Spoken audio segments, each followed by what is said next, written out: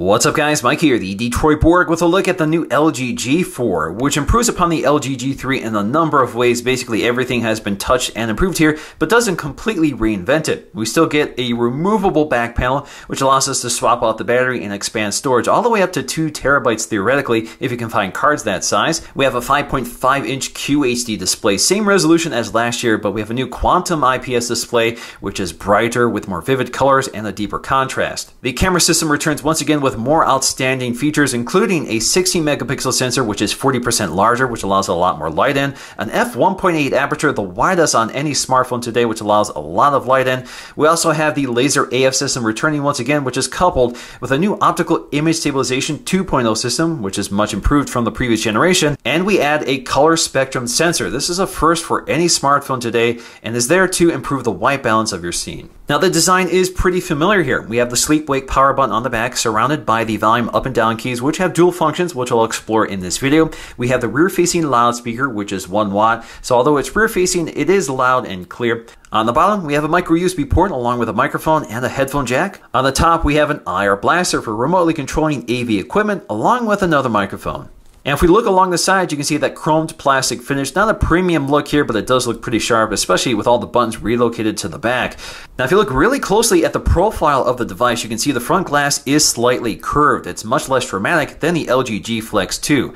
You can also see that we have this slim arc design, so it's really meant to kind of fit your hand. It feels really comfortable. It's actually very similar to the LG G3. And that couples with the very thin bezels on either side of the display, although the bezels on the top and bottom are slightly thicker from the previous generation. Now at the top of the display, you'll find a front-facing 8 megapixel camera, good for 1080p video at 30 frames per second. We also have an ambient light sensor, proximity sensor, and an LED notification light. Alright, so let's get to the unboxing of the LG G4. Now, the version I have here is not the full retail version. This is actually a review unit that LG sent out to me. So you can see the packaging is kind of simplified here, although it does kind of resemble what you'll get. So we have a little tab here to lift up, and on top we'll find our LG G4 with a plastic back panel, which has this metallic gray finish. I think it looks really sharp. Next up, I also want to take a look at the leather version. This was sent to me from T-Mobile. This is the exclusive preview edition. Very nice packaging here. We have our specs on the back. So let's go ahead and lift the lid here. So the leather version is available in a wide variety of finishes and colors. So this is the light brown color. I think it looks really sharp. So there you go. Really nice looking with that leather stitching. That's genuine leather stitching. Now the phone itself is identical to every other LG G4. It's just this back panel that pops off and can be replaced. Now of course the thing to keep in mind with leather is that it does wear over time, so it will patina, especially toward the edges. So let's get to our accessories here, which are non-standard. Again, this is a preview edition, so I do not have a set of headphones, but I do have a USB 2.0 cable. I have the standard LG wall adapter, and we have a 3000 milliamp hour battery. Now, although my review unit does not include quick charging, the LG G4 is capable, so you can expect that at launch. Now let's go ahead and set those accessories aside, get back to the phone here, because we do have some plastic to peel off. We actually have quite a few pieces here. So on the top, we have a piece of plastic covering the glass. We also have lots of little pieces covering the sides of the phone. We also have a little piece of plastic covering the back keys here, so let's go and pull that off. Now to help us out, they do give us this little notch along the right side to pop off the back panel. Let's go and pull that off. Now looking at the internals of the phone, you'll see we have our micro SD card slot and micro SIM slot. They are stacked on top of each other, so you slide one in over the other. We also have our battery compartment, so let's go ahead and snap that in. We have our speaker down here. And if we take a look at the back shell actually integrates the NFC radio. Now if you pop off the back cover of the leather version, you can see the plastic is color matched to the leather. We still have our NFC radio built in. Now comparing the designs between the plastic and the leather version, really the only differences appear on the back. The bezels and the front look identical between phones, so basically the back panel can be swapped out. Now there is some difference between the coloring of the touch keys along the back. You can also see that the speaker grill is completely open on the LG G4 with the leather case versus the plastic case. Now the leather back panel does completely change the experience of using this phone. It feels a lot more premium, the leather feels great in the hand and provides a lot of gripability to the phone. It also looks a lot better, at least to my eyes. But unfortunately it doesn't provide any protection to the phone and the leather wears over time. So you're kind of left with the decision of whether you should put a case over your leather phone or not. Personally, I prefer to wear a case on my phone to provide protection, especially drop or impact protection. But ultimately, that's a problem facing all phone users today, whether you should cover up the nice design or not. But I will say that leather and plastic is a little more forgiving than glass and metal. Now the G4 is powered by a Snapdragon 808 6-core processor combining a dual-core clocked at 1.82 GHz and a quad-core clocked at 1.44 GHz. We also have 3 gigs of RAM. Now if we look at the Geekbench 3 scores compared to the previous generation, some pretty significant gains here, especially on the multi-core score. Now the Galaxy S6 definitely pulls well ahead of the G4 with that octa-core processor. And then we have the iPhone 6 Plus with its really high single-core score but lower multi-core score. Taking a look at the user interface, this is powered by Android 5.1, which also features a new skin from LG, the LG Optimus UX 4.0 skin to be exact. So as always, we have the knock-on effect that allows us to wake up the device. We can swipe again to unlock it. You can double tap the home screen to lock it again, wake it up, put it back to sleep, and you get the gist here.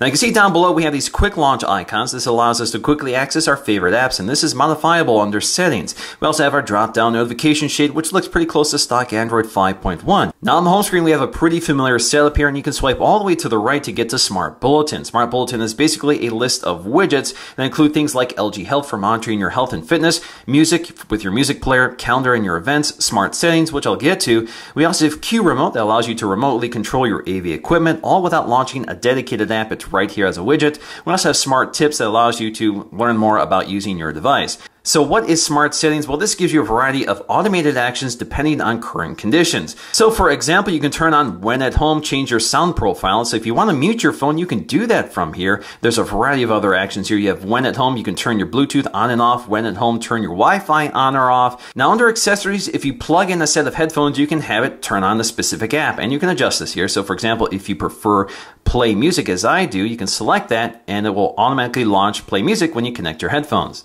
Now you can collapse these panels by tapping the right icon so you can see all of them, and then you can tap them again to jump right to them. You can also manage what appears here, so if you want to eliminate some of these you can, or you can turn this off entirely. You can also just rearrange these. So if you turn this off, we're going to click OK. This will completely disappear from your home screen the next time you look. If you want to reactivate it, you can go to your home screen editor by pinching in and out. This allows you to re-add it if you want, like so. So it pops back up. And then you can also select which page you want to be the home screen by tapping this home icon in the upper right corner. You can also rearrange them or delete them by taking them up to remove. Also from the home screen, if you tap and hold, it gets to your home screen editor, so you can see your apps, your widgets, and your wallpaper. So you can all adjust that here. You can cycle between your available home screens up top. You can also tap and hold on your home screens like so to get back to your editor, your full screen editor. And then you can just drag and drop apps as you want. So for example, if we want the Photos app here, just take it over to the page you want to drop it in, and then we're good. So we can drag and drop our apps over each other to create folders. You can name the folders and change the color here. So for example, you want to change the color like so, you're good. Now I can also change the icon here. So if you tap and hold on an icon and release it, you get to this little icon editor. So you have a variety of icons to pick from. They have been updated for the new UX 4.0. But of course, you can also add new icons from the internet or that sort of thing, or just use one of the stock images. Now, if you drag and drop an icon here, you can go to remove to just remove it from your home screen, or you can uninstall it. So it's a nice quick way of managing that. Now you can also rearrange this dock here. So for example, you can rearrange the positioning of the app drawer. You cannot remove that. You can also add additional items, which resize when you do so. You're limited to 6 here, so I can't just continue adding them until they get really small. But you can see we can add up to 6, which is quite useful. Now returning once again is this Smart Notice widget, which has been improved here. You can remove this if you don't want it, but it does add some unique features, which allows you to kind of aggregate all your notifications into one place, such as calendar notifications, some important notifications from messaging or emails or from your primary contacts, some tips about using your device, and you can manage this by going up to settings so you can see exactly what's going on in this Smart Notice panel. Now in terms of these navigation keys, of course we have Google Now. Just swipe up to activate it, and of course you can speak to it. Works great. We have this overview feature, which is pretty close to stock Android 5.1, but tweaked a bit here. So we have clear all. Of course you can also just swipe to dismiss things. We have dual window mode, which we're familiar with from the LG G Flex 2 I reviewed previously. So this allows you to open up one app on one side and another app on the other side. So you have this dual window mode, and you can resize the windows here. Of course, this also works in portrait or landscape orientation. So I can browse the web, read email, or that sort of thing while watching movies or something else on the right side. Now, if you navigate away from dual window mode, just go back to dual window and you'll see recent here. So if you click recent, it will reload those pages where you last left off. Now you can also activate dual window mode from the overview feature. So if you have these open windows that are compatible with dual window mode, such as Chrome or YouTube here, you get these little icons. So you can activate it just by tapping that icon, and then I have to select another one, and I can scroll through all the available overview apps here to select the one I want here. So it stitches it together and we're good to go. Now, while you're in dual window mode, you can see the active window is highlighted in blue. This means you can navigate back or forward or scroll through it or that sort of thing. So you have to highlight it in order to activate it. So for example, if I want to go back here, then I can go back here and I can go back on YouTube. Now, this overview button also acts as a setting button if you just tap and hold on it. So for example, if you're within Chrome, this brings up a different control panel than if you're on the home screen. Swiping down from the top, we get to all of our quick setting toggles as well as our notifications. Now, the notifications are pretty close to stock Android. We have a clear all button down here. We have our Google Now cards. You can swipe to dismiss and that sort of thing. You can also expand them out. Up top, we have all our quick setting toggles, which are very different from stock Android, but you get a lot of additional controls here. So you can swipe between all your available toggles up top. You can also edit them by going up to this editor toward the right. So you can rearrange them or add additional ones, which includes QMemo Plus, which takes a screen grab and allows you to annotate. We have screen timeout, so you can adjust screen timeout quickly, smart share beaming, LED lights, so you can turn that off if you want, battery saver mode, you can quickly toggle that on, mirrorcast, so you can broadcast the display of this device onto a compatible TV. We also have Q remote, so if you want to quickly access that, which I kind of do, you can do so from that drop down, and you have screen color inversion. So let's turn those on. We're going to go back here, swipe down, and you can see the additional ones I added toward the end here, so you can add as many as you want. Now, if you ever want to quickly access any one of these, just tap and hold on them. It takes you right to that settings panel instead of just a quick toggle. So as you can see here, I've added that Q remote toggle. This allows me to quickly turn on this widget right from the drop-down notification shade, which is very useful. You can also see down here, we have our brightness controls along with these automatic modes. So we have 0%, that's as dim as it gets, 50%, 90%, 100%, and you have auto mode. We also have your volume controls, and you have your independent volume controls for all of your media. So we have quick toggles for vibrate and sound. We have our do not disturb settings, which have been separated from our volume controls here. So we have priority only, no interruptions, or all interruptions. We also have our rotation lock. We have mobile data, which you can toggle on and off, Bluetooth on and off, location services, hotspotting, syncing, NFC, you can toggle that on and off. You have your flashlight for turning on the LED on the back, which is kind of slow to activate. We have Q slide apps, which I'll get to in just a moment, airplane mode, Q remote again, that allows you to toggle that widget on and off, and color inversion. So what does that do? Well, it completely inverts the color for better visibility. So if we toggle on Q slide apps, you can see they appear down here, also in the widget panel. This allows us to quickly access them. Now I can edit these by going to the editor, so you can rearrange them just like you can with the quick setting toggles or turn certain ones on and off, but you're limited to only LG apps because it requires specific software. So how does this work? Well, for example, if you want to bring up a Q slide app such as, let's go with messaging here, it's basically a window. We're pretty familiar with this, so you can move this around, you can change the transparency or opacity. So if you want to hover this in the background without blocking what you're doing, you can, and just bring it back up to see what you're doing here. You can resize it like so. You can also snap it to the edge of the screen like so. So it hangs out on the edge of the screen, out of view or without interrupting what you're doing, but is always present. You can tap on it to bring it forward. So how many can you bring up here? Well, you're limited to 2. So for example, if I'm going to bring up the phone dialer here, I'm just going to bring that up like so. We're going to snap it to the right here, and we're going to try adding something else here like email. And you can see I've reached the maximum amount. Now, if you're within an app here, like a Q slide app, you do have the option to bring up Q slide again. You just have to go to settings in the upper right. We also have one-handed operation here in this case, which you can swipe between the left hand and right hand side. Now, taking a look at the app drawer, this is quite a bit different from stock Android, but this gives you a lot more controls here. So for example, we can see all of our widgets, our apps, and you can search this if you want, but we have options up here such as view apps by either name, download date, or custom. Custom includes foldering, so you can folder apps within here, which is nice. If you want to folder apps, what you'll have to do is go to edit or uninstall apps, and now you can rearrange them and drag them into folders like so. Now, in this mode, you can see several apps have these red X's, indicating that you can uninstall or disable them. So, for example, I can click this icon and click uninstall if I want, and off it goes. Now, for apps you can't uninstall, you can just hide them. So all apps are hideable, which is nice. So if you can't uninstall them, at least you can get them out of view. So for example, McAfee Security, I don't want to see that. I'm going to click check, and it's gone. If I want to re-access it, just go back to hide show apps, and you'll see the ones I've hidden. We also have the option to show large icons here. So if you go to show large icons, reformats all the icons to a larger view. Next up, let's take a look at our settings panel, which is viewable in 2 modes. We have tab view, which is here by default, so you can quickly jump to your available categories, or go to list view as I personally prefer here, which still gives you those categories, but you can quickly swipe between them. Now, LG seems to remember that this is still a phone and gives you lots of options for the phone app. So we have restrict outgoing calls with a password, which you can set here. Very nice. We also have call reject. So you can reject calls from specific numbers or from private numbers. So you can add them to this list here. You can also decline a phone call with a message. So you have a variety of canned messages and you can modify them or add new ones. We also have connection vibration, so when the other party connects or answers the phone call, the phone will vibrate. You can also enable noise suppression, voice clarity, VoLTE quality, so you can either use the default quality or use clean or soft. We can also answer an incoming call by raising the phone to our ear, and you can silence an incoming call by flipping it over. Under sound and notifications, this is where you have a variety of options such as your sound profile, your ringtones, and that sort of thing. You also have vibration strength, which you can modify either for incoming calls and notifications and vibrate on tap. Under notifications, this is where you have your do not disturb settings, which you can modify here. We also have lock screen settings, so if you don't want to see your notifications on the lock screen for better privacy, you can enable that here. Now down below is sound effects, and I think this is a really important category here because on by default is touch sound, which I think is very annoying. That's this clicking, popping sound that is system-wide, so no matter what you're touching, you hear this popping sound, which I think is very irritating. So if I want to get rid of that, go to sound and notifications, go to sound effects, and turn off touch sound. Now, kind of hidden under the display settings is your home touch buttons. So this allows you to modify these navigation keys down here. So we can change our button combination here or rearrange them. So we have additional buttons we can add. We're limited to how many we can add. We can have up to 4 at once. So for example, if you want dual window mode activated and notification drop down shade, you can drag and drop it and move these around here. So as you can see, I can't just add another one here without bumping one of them out of the way.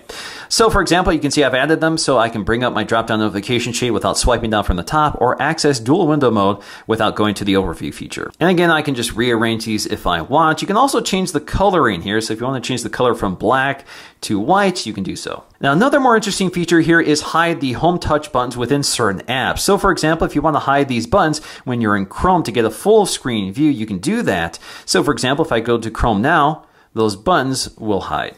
And if you want to re-access, just swipe up from the bottom. Under lock screen, this is where we can adjust our security settings. So for example, we have the standard swipe to unlock, which isn't secure, but we also have something called knock code. We're familiar with this from previous LG devices. So I'm going to click next here. So basically you can just tap in an unlock code. So I'm just going to use a standard unlock code here. Click continue, like so, confirm, and then we have to enter in a passcode in case that doesn't work. So now if I go to the lock screen and tap my code anywhere on the lock screen, it unlocks it for me. So you can see anywhere I do that, it will unlock it for me. Sometimes it doesn't register, but there you go. Now, if you type in the wrong code, you'll actually get a little LED indicating wrong code entered. So if you continue doing that, you'll just see that red LED. We can also turn on weather animation, so any current weather conditions will actually be reflected on your lock screen animation. We also have our shortcuts here, so we can modify the shortcuts that appear on the lock screen. So for example, we can rearrange them like so, or we can just change the app. So for example, if I want Hangouts instead of the stock messaging app, I can select that from this list. Now taking a look at our storage space, it looks like the system takes up about 10 gigs of it. The rest is available to the user. You can see right now I have about 17 gigs available to me. That's with taking some 4K video and photographs and downloading just a couple apps. Under battery and power saving, we do have a few options here. So we have our battery usage information, which is pretty standard stuff, but we also have our power saving mode. So we can enable power saving mode when the battery drops down to 15%. You can also modify this. So if you want to change this to 5%, you can do that or select immediately to turn it on right now. Now I can also restrict apps in the background if you want when this mode is activated. We also have something called Game Optimizer. This is the first time I've seen this, but basically adjusts video quality in games to save battery life. We also have Smart Cleaning, which will free up some storage space based on temporary files that are not being used. Under dual window, you can turn this off entirely, but we also have the auto open option. So basically, if you click on a link or open up an email attachment, it will open that attachment or link in the dual window view without closing your email client. We also have these shortcut key options, which you can toggle on and off. But double tapping the volume up key when the phone is locked launches QMemo Plus for quickly taking notes. Double pressing the volume down key will quickly launch the camera app. You also have the option to enable quick shot. So if you want to take the photograph as soon as you launch the camera with this gesture, you can. Personally, I prefer this to be off. So let's try some of these features. I'm just going to double tap the volume down key to launch the camera. Launches very quickly, and then we're going to double tap the volume up key to launch the QMemo Plus app, which is not as quick to launch as the camera app. The camera app is always on the ready, launches in less than a second. LG also puts quick access to some of our settings panels right within this management folder. So we have our battery saver option, so you can quickly toggle that on and off. We also have running services, so we can manage our apps running in the background. We also have storage, so we can see our storage space and what's taking up all our space. And then we have our battery usage information.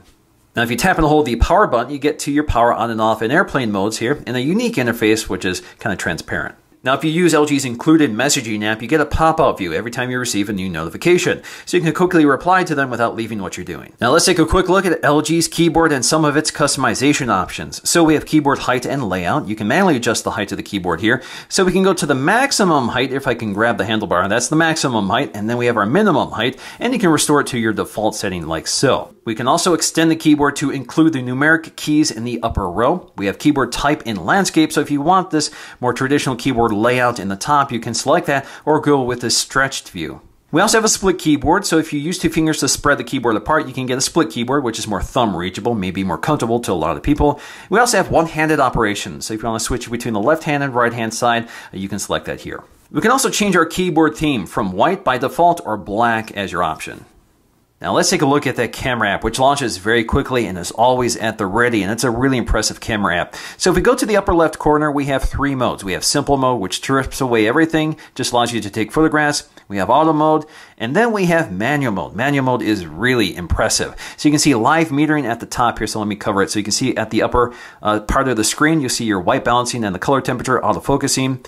You can see your shutter speed, your ISO level. Now you can see all the metering that's going on using that laser AF system. The great thing about laser AF is that it does not need a lot of light to find focus. It's sending out its own light, which is invisible, of course. We also have our manual white balance controls, so you can manually balance these, and you get live feedback. We have manual focus, so you can manually focus your camera. Very cool. We also have our exposure compensation, ISO levels, our shutter speed, and our auto exposure or auto exposure lock, which allows you to lock in exposure.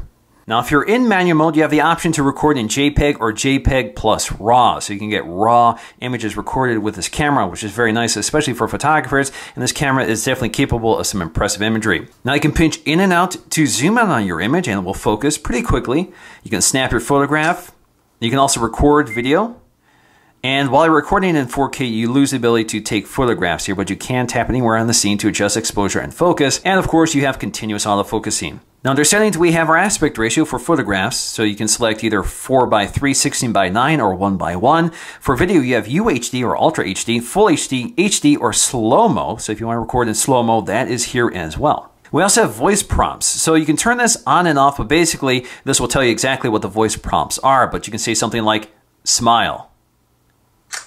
Takes the photograph for you. Another neat feature here with manual mode is this leveling indicator. So this allows you to find a level for your shot. Now you can turn this off under settings. So if you don't want that, you can turn this off, and you can turn on the grid view if you prefer that. Now to get to the front-facing camera, just swipe up on the screen, takes you right to the front-facing camera, or you can get back really quickly too. Now if you tap and hold the shutter release, you can actually take 4 selfies at once, and it gives you some time to repose for the shot and that sort of thing.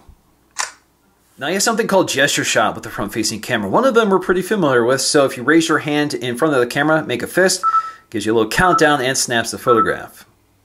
So in terms of stills, you get really sharp and accurate colors, good exposure, and it's able to find focus really quickly, and the camera app just launches right away. It's always available for you, so you can easily take those images anytime you need to. Now, where this camera really stands out above the crowd is in low light performance, and we have a lot of things going on here to make that happen. So we have a laser AF system that doesn't need a light to find focus, so it's able to find focus quickly and accurately in all lighting conditions. We have an f1.8 aperture that lets a lot of light in. We have a larger sensor that's more sensitive to low light without noise. We also have improved optical image stabilization, so longer exposures come out more clearly. And we have the first smartphone with a color spectrum sensor, so it's able to read both RGB light and IR light, which makes it effective, especially in low light conditions. So overall, low light images come out really sharp and clear. Most low light images lose a lot of detail as it over-processes to compensate for exposure, but in this case, this camera is able to do a lot more within the sensor and within the hardware. Now, because they've eliminated the dual-tone LED from last year, the LED light isn't very good looking here. It's very unnatural, but of course, with this sensor, you probably don't want to use it at all. Now in terms of video, we really benefit from the optical image stabilization and the laser AF system. So we do have continuous AF, although it isn't the smoothest AF system out there, but it is pretty quick and accurate. In terms of quality, it's superb here. Great handheld video. Video looks clear and crisp with good color reproduction and exposure, and definitely one of the better looking video cameras out there, especially with 4K. What's going on, guys? Mike here, the Detroit Borg, testing out the front-facing camera of the LG G4, which is good for 1080p video at 30 frames per second. And again, we're working with an 8 megapixel sensor. Seems to do a great job here. Lets a lot of light in. Good wide angle lens. It's able to find exposure correctly without jumping around, although it does tend to underexpose, it looks like here. But again, a nice natural looking video. So I'm pretty impressed overall, and really good audio pickup as well.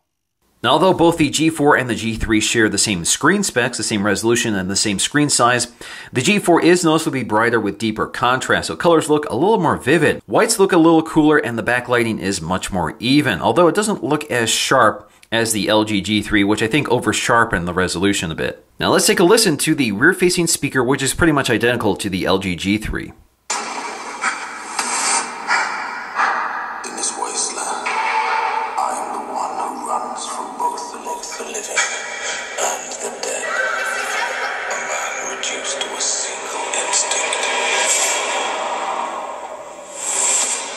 Survive. We are not dead! Where is she taking them? Oh, what a day! What a lovely day! In terms of battery life, I'm getting about 27 hours between a charge, and that's with fairly heavy use. And that's with the screen on for about 51% of the time at maximum brightness. In terms of on-screen time, that's a little under 4 hours, so that's pretty impressive considering how much standby time you have. Now in the end, the LG G4 really isn't a major revolution here. Unlike the previous LG G3, this really is a tweaking of an already successful product with a great display, a fantastic camera system, pretty decent battery life and performance, along with a design that has been improved with some better materials without losing the flexibility of changing out the battery or expanding storage. So although I don't think it's the best looking phone on the market, it's definitely one of the most capable. So that's going to do for me in this video. Thanks for watching, and I'll see you again in the next video. Optical image stabilization 2.0 system, which is much improved from the previous generation, and we add a color spectrum sensor. This is a first for any smartphone today and is there to improve the white balance of your scene. Now the design is pretty familiar here. We have the sleep wake power button on the back surrounded by the volume up and down keys, which have dual functions, which I'll explore in this video. We have the rear facing loudspeaker, which is 1 watt. So although it's rear facing, it is loud and clear. On the bottom, we have a micro USB port along with a microphone and a headphone jack. On the top, we have an IR blaster for remotely controlling AV equipment along with another microphone. And if we look along the side, you can see that chromed plastic finish. Not a premium look here, but it does look pretty sharp, especially with all the buttons relocated to the back. Now, if you look really closely at the profile of the device, you can see the front glass is slight. A set of headphones, but I do have a USB 2.0 cable. I have the standard LG wall adapter, and we have a 3000 milliamp hour battery. Now, although my review unit does not include quick charging, the LG G4 is capable, so you can expect that at launch. Now let's go ahead and set those accessories aside, get back to the phone here because we do have some plastic to peel off. We actually have quite a few pieces here. So on the top we have a piece of plastic covering the glass. We also have lots of little pieces covering the sides of the phone. We also have a little piece of plastic covering the back keys here, so let's go and pull that off. Now to help us out, they do give us this little notch along the right side to pop off the back panel. Let's go and pull that off. Now looking at the internals of the phone, you'll see we have our micro SD card slot and micro SIM slot. They are stacked on top of each other, so you slide one in curved. It's much less dramatic than the LG G Flex 2. You can also see that we have this slim arc design, so it's really meant to kind of fit your hand. It feels really comfortable. It's actually very similar to the LG G3. And that couples with the very thin bezels on either side of the display, although the bezels on the top and bottom are slightly thicker from the previous generation. Now at the top of the display, you'll find a front-facing 8 megapixel camera, good for 1080p video at 30 frames per second. We also have an ambient light sensor, proximity sensor, and an LED notification light. Alright, so let's get to the unboxing of the LG G4. Now, the version I have here is not the full retail version. This is actually a review unit that LG sent out to me. So you can see the packaging is kind of simplified here, although it does kind of resemble what you'll get. So we have a little tab here to lift up, and on top we'll find our LG G4 with a plastic back panel which has this metallic gray finish. I think it looks really sharp. Next up, I also want to take a look at the leather version. This was sent to me from T-Mobile. This is the exclusive preview edition. Very nice packaging here. We have our specs on the back. back. So let's go ahead and lift the lid here. So the leather version is available in a wide variety of finishes and colors. So this is the light brown color. I think it looks really sharp. So there you go. Really nice looking with that leather stitching. That's genuine leather stitching. Now the phone itself is identical to every other LG G4. It's just this back panel that pops off and can be replaced. Now of course the thing to keep in mind with leather is that it does wear over time, so it will patina, especially toward the edges. So let's get to our accessories here, which are non-standard. Again, this is a preview edition, so I do not have...